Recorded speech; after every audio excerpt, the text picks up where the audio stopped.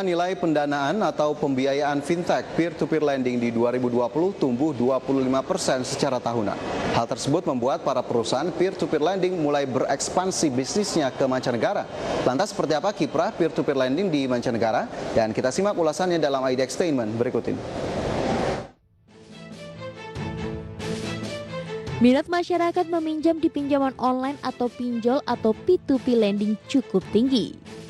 Ini terlihat masih tumbuhnya penyaluran pinjaman di tengah pandemi COVID-19 ketika kredit perbankan tumbuh minus.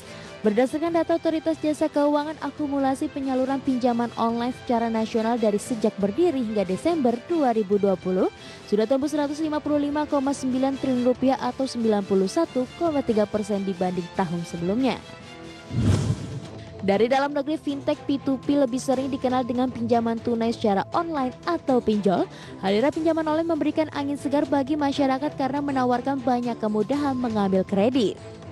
Namun sejumlah resiko pinjaman online perlu dicermati calon nasabah seiring maraknya kasus pinjaman online ilegal.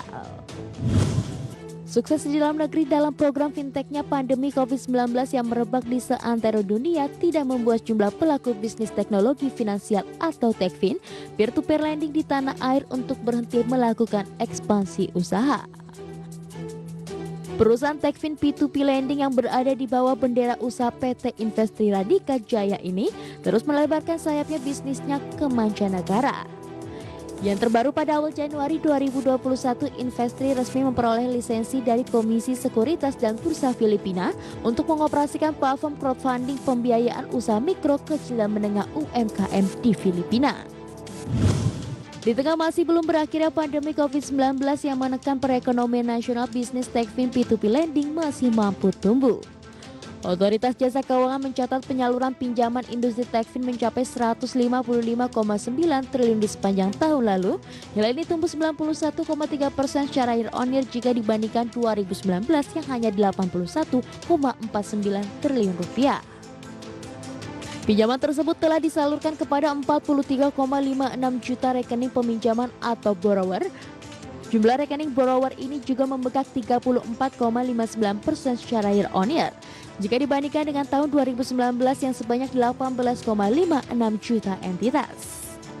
Moncarnya penyaluran pinjaman itu ditopang oleh pertumbuhan jumlah rekening pemberi pinjaman atau lender.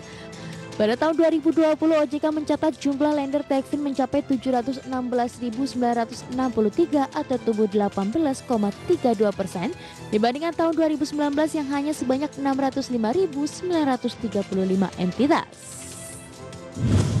Tak hanya ekspansi ke Malaysia, pihaknya sudah mempelajari pasar Filipina sejak akhir 2018 silam. Menurutnya, Filipina memiliki karakteristik serupa dengan Indonesia, baik dari sisi inklusi, keuangan hingga resiko yang dihadapi. Alhasil produk yang ditawarkan perseroan tidak jauh berbeda, yakni memberikan payday loan atau pay later. Bisnis Techfin P2P lending kedepannya juga punya kesempatan yang sama seperti e-commerce. Kesempatan itu terbuka jika regulator di negara setempat sudah membuka akses operasional bagi Techfin P2P lending asing. Selain itu, jika pendalaman layanan jasa keuangan di negara tujuan juga belum tumbuh dengan baik.